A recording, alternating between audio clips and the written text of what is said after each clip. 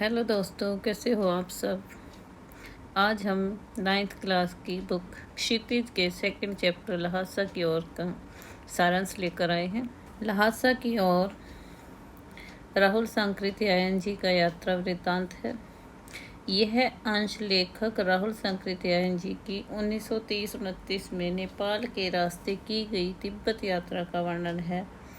उस समय भारतीयों को तिब्बत यात्रा की अनुमति नहीं थी, इसलिए उन्होंने यह यात्रा एक भिखमंगे के वेश में की थी। इस अध्याय में तिब्बत की राजधानी लहासा की ओर जाने वाले दुर्गम स्थानों का वर्णन लेखक ने बहुत ही रोचक शैली में किया। वह नेपाल से तिब्बत जाने का प्रमुख रास्ता आज के समय में फेरी कलिंपोंग का रास्ता है, जो उस समय नहीं खुला था। उस समय नेपाल और हिंदुस्तान की चीज़ें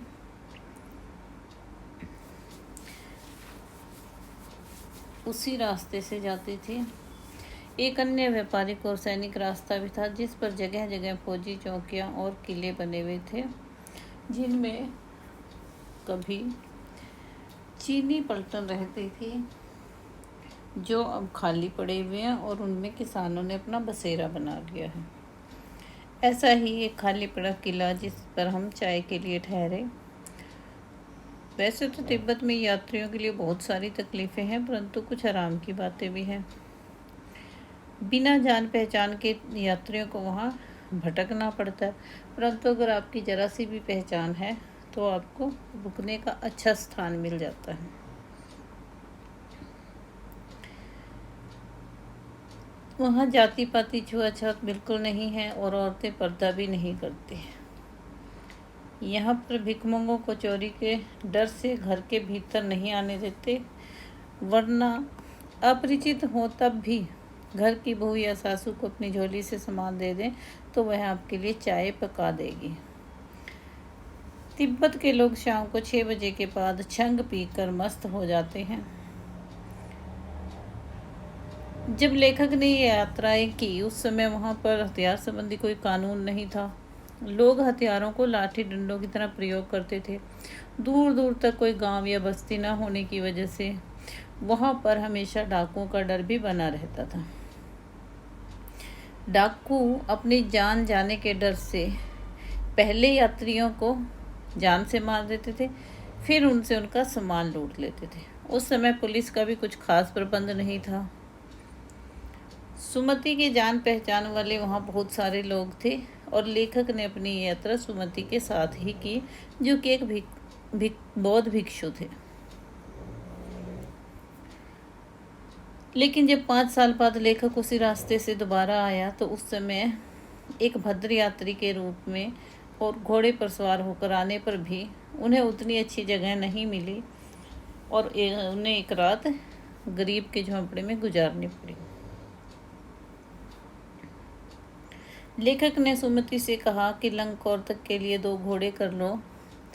दूसरे दिन वो लोग घोड़े पर सवार होकर ऊपर की ओर चल पड़े। दोपहर तक ऊपर के डांडे पर पहुंचे। अब वह समुद्र तल से 17-18 हजार फीट ऊंचे खड़े थे। उनके दक्षिण पूर्व से पश्चिम की ओर हिमालय के हजारों श्वेत शिखर चल रहे थे। उत्तर की तरफ बहुत कम बर्फ वाली चोटियां दिखाई पड़ती थी। डांडे के सर्वोच्च स्थान पर वहाँ के देवता का मंदिर था, जो कि पत्थरों के ढेर, जानवरों के सींग, रंग बिरंगे कपड़ों की झंडियों से सजाया गया था। इसके बाद लेखक और उसके साथियों को नीचे तराई की तरफ उतरना था। लेखक का घोड़ा बहुत धीमी धीमी चाल में चल रहा था और वह धीरे धीरे अपने साथियों से पिछड़ गया। लेखक को समझ नहीं आ रहा था कि घोड़ा आगे जा रहा है या पीछे जा रहा है।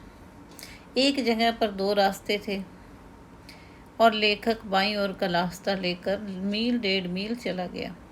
आगे जाकर एक घर में पूछने से पता चला कि लंगकोर का रास्ता दाहिने वाला था। फिर लौटकर 1.5 किलोमीटर वापस आया और उसी रास्ते को पकड़कर शाम को 4-5 बजे तक सुमति के पास पहुंचा। सुमति गुस्से में उनका इंतजार कर रहे थे। यहाँ पर भी सुमति के बहुत सारे यजमान थे,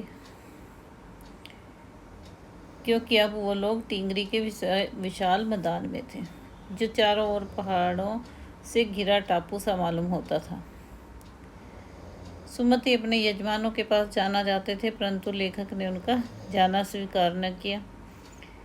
लेकिन वह एक यजमान से मिलना चाहते थे, इसलिए उस आदमी से मिलने का बहाना कर कर वह शेखर विहार की ओर चल पड़े। शेखर की खेती के मुखिया भिक्षु बड़े ही भद्र पुरुष थे, उनका नाम नमसे था। वह बहुत प्रेम से मिले। यहाँ पर एक अच्छा मंदिर था, जिसमें बुद्ध वचन अनुवाद की हस्तलिखित 103 पोथियाँ रखी हुई थी। मेरा आसन भी वहीं लगा। सुमति ने फिर आसपास के यजमानों के पास गंडे बांधने जाने के लिए पूछा। मैं पुस्तकों के भीतर था, इसलिए उन्हें जाने के लिए कह दिया। सुमति की बौद्ध धर्म में गहरी आस्था थी। दूसरे दिन वह गए और दोपहर तक चले आए। टिंगरी गांव यहाँ से बहुत ज़्यादा दूर नहीं था। लेखक और उसके साथियों ने अपना सामान उठाया और भिक्षु नमसे से विदाई लेकर चल पड़े। लेखक की इस यात्रा वृत्तांत से हमें उस समय के तिब्बती समाज के बारे में भी जानकारी मिलती है। तिब्बत भारत के उत्तर में स्थित है, जो नेपाल का पड़ोसी देश है। इसकी सीमा भारत चीन से लगती है।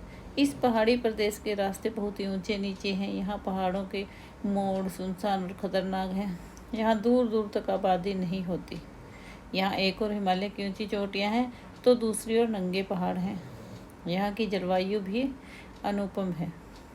माथा अगर तेज़ धूप वाले भाग में है तो आपको बहुत गर्मी मालूम पड़ेगी, जबकि छाया वाले भाग में खूब ठंडक होती है। थोंगला यहाँ का दुर्गम डांडा है, जिसके चारों ओर पहाड़ हैं। यहाँ बीच में एक पहाड़ी है, जिस पर दिवालिया स्थित है। अपनी तिब्बत यात्रा के दौरान लेखक ने समस्त वस्तुओं, व्यक्तियों तथा घटनाओं का वर्णन ऐसा किया मानो वहाँ का भौगोलिक परिदृश्य हमारी आंखों के सामने सजीव हो उठा।